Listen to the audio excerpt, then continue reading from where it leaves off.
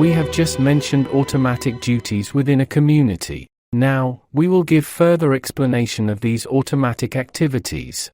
On your way back home from shopping, you give the parcels to a porter to carry them to your home. Why does the porter carry them to your home? To help you? No, he has no such concerns. He does this to earn a few pennies from you. So, this is a deed which you make him do automatically. Among various characteristics of automatism, one is, as in this example, to advance someone with some beguiling or diverting compensations for a purpose which he is unable to understand. Accordingly, a man's advancing automatically along the path of evolution means, for a man who cannot display the power to advance consciously and willingly towards the destination he must reach, ensuring his advancing on the demanded path, by either laying down attractive toys before him or waylaying scary or intimidating situations in accordance with his earthly cravings. These deeds which are orientated to the realization of great purposes begin with several of such automatisms. And sensual or selfish thoughts, and desires that prepare the first steps of this automatism accordingly become the powerful elements of this automatism, with their positive or negative functions.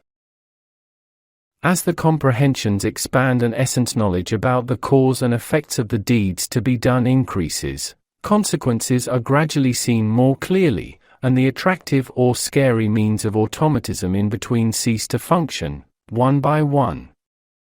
A mother no longer has to promise a sweet before washing her child's head.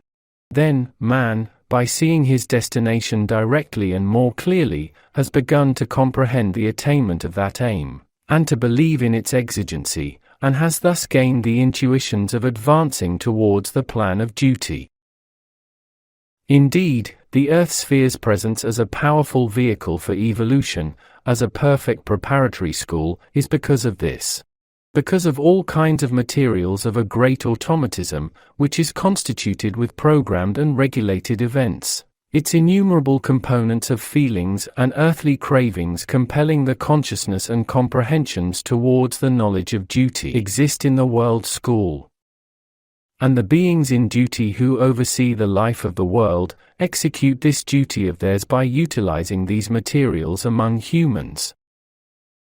Therefore, the world, as it prepares plants to the stage of animality and animals to the stage of humanity through various automatisms, is also full of very rich variations which prepare humans to the intuition of the knowledge of duty, and of organization systems. Tests, trials, observations, experiences, all bitter and sweet feelings, complexes, various appearances of sanctions preached by religions such as heaven, hell, afterlife etc. are orientated towards the purpose of preparing humans for the comprehension and consciousness of the great, cosmos-wide deeds which they are obliged to undertake in the universe. Ensuring that mankind learns the true values of world events in the face of the causality principle, and mankind's own state and behaviors in the face of these values, to adapt themselves accordingly and thus, to prepare themselves for the knowledge of duty and organization discipline, is one of the essential functions of the life of the world. Only the ones who have attained the aim as the result of this function, and who have embraced the obligation of the deeds they will do in universe can sever their relations to the world. We will now provide knowledge, briefly for the time being, about the activities of organizations which exhibit the technical ways of an immense universe mechanism. There are boundless deeds that are done in accordance with the necessities of the original principle governing universes and spirits. In the constitution of matter, in the distribution of influences to matter and beings, and in the proper utilization of these distributions, in the governance and supervision of the myriad developmental stages and evolutions of beings, in the effectuation of the innumerable manifestations of crude matter serving their evolutions. In short, in every mechanism of universe, there are innumerable deeds and services, of which each one is a managerial duty that beings are obliged to execute in accordance with their specialization capability. These obligations, in accordance with the sublime necessities of the original principle, are executed according to the degree of merit of the beings, and beings are accordingly entrusted with undertaking on duties.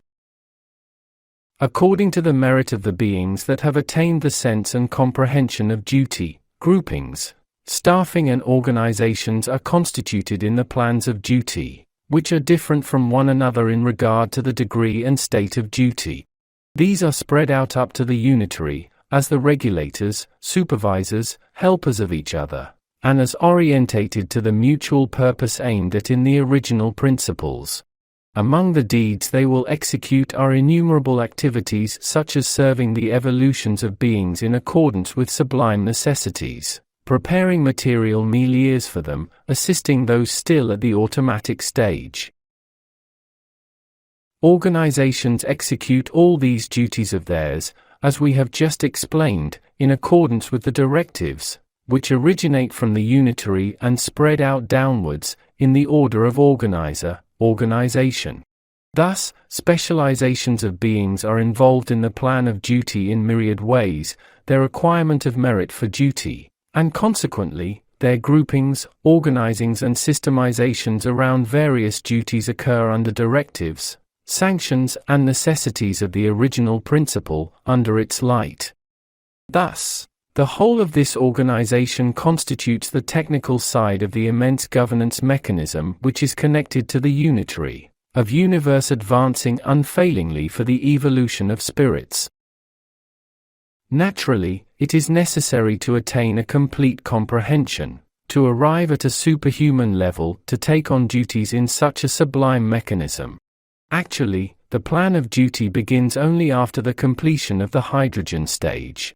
In order to give an idea about the organizations of duty, as much as needed for now, we would like to explain one of the activity mechanisms belonging to our world, which is smaller than a particle of the particle of universe within the immense universe organization, with the knowledge we have received from the administrator of a duty group in this field.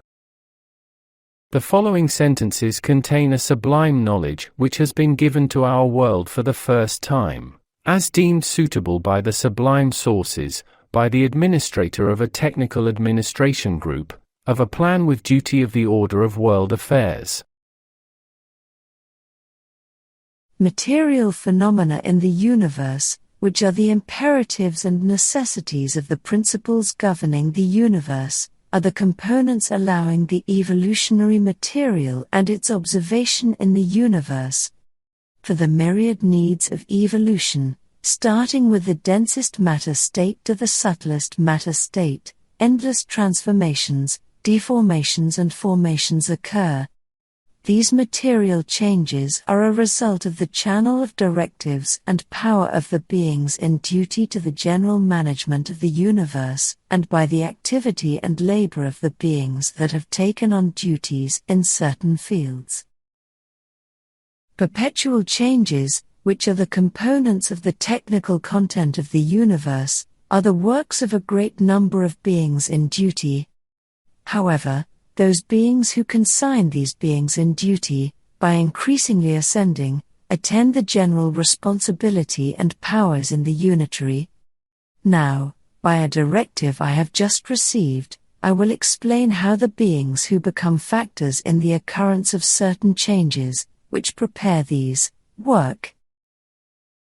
In accordance with sublime principles, a directive of a soon-to-be change regarding the need-to-be comes to us. After all, other groups with duty which supervise and detect the needs and functions for each evolving being of the universe, inform us about the degree of merit and requirement of these beings and the things needed to be done about them. That is, besides the sublime beings giving directives in parallel with the sublime principles, there are other groups with duty and give us complementary information about our activities as well. Let me give an example. Imagine a man living a worldly life. He needs a certain change, a certain material for his evolution. He either has acquired merit for it or, due to the necessity of his tests and trials, confusion, in short, his functional characteristics. The group which measures and grades this necessity and determines its time and disposition is another group. The assistance of this group to us is in preparing the characteristics, quantitative value, and timing, in short, all the details of the event that is to occur for that man which we are obliged to have. For example, if that man needs to get ill, the kind, the degree of severity or mildness, the length, the shortness, the means of treatment of the illness are indicated to us. Let me go into more detail. If there need to be aggravating reasons in this illness, issues such as sending that man to a place with insufficient means, misdiagnosis by the doctor who will treat it are given in full. Then, for that individual's evolutionary material in this state, if needed, several beings will work. One will prepare the organism, providing the activity of microbes in the organism. Another one will influence the mental state of the doctor at that certain moment as required. The fields of these technical activities have many branches, but I will list a few important ones. For example, connecting the psychological states of mankind to certain form patterns, and building local, social forms, and let me give a final example, governing the mediums, etc. There are a number of activity branches like these, which can be multiplied. Each is different from the others in quality and significance. Each works within their cadre, with their techniques. Each of these activity cadres is different from the others. For example, as the group which is obliged to execute the physical changes that occur in nature cannot govern mediums, the group governing mediums cannot execute the duty of the group that builds the social events. After all, the difference in their working grounds entails a difference in working techniques for all these groups. Those groups with technical duties utilize a great number of possibilities as they execute certain duties. These possibilities are greatly varied regarding their disposition. By the way, I will be unable to give you technical terms. For these powers and possibilities that are used are difficult and impossible to express and qualify with words. However, it will suffice to use terms which will express them in an approximate but most suitable way. Powers that are used are electromagnetic powers, mechanical powers, biological powers, which are the result of many powers, and cosmic powers. In order to generate these out of spatial possibilities, out of the energies of unconfined beings which have abandoned their bodies, out of the energies emanating from the beings at the higher realms, out of the powers of mankind, out of the powers of the embodied, of course, they are unaware of this. There are many of these embodied ones in the world, such as mankind, animals, plants, etc. Thus, energies generated from all of these possibilities and sources, by reinforcing our energy and through the consignment of those beings in duty below us, bring out definite results. Disrupting an object's equilibrium, for example, managing the wind direction. Because, sometimes a hurricane that will occur in a certain place by consignment of winds to a certain direction is imperative for the evolution of certain persons, as well as in a local earthquake, bringing out the change in equilibrium which is necessary for the earthquake, etc. So, bringing out the necessary conditions for all of these accrues through the energies emanating from the sources I listed, and through usage of those energies by beings in duty in definite and appropriate values and forms.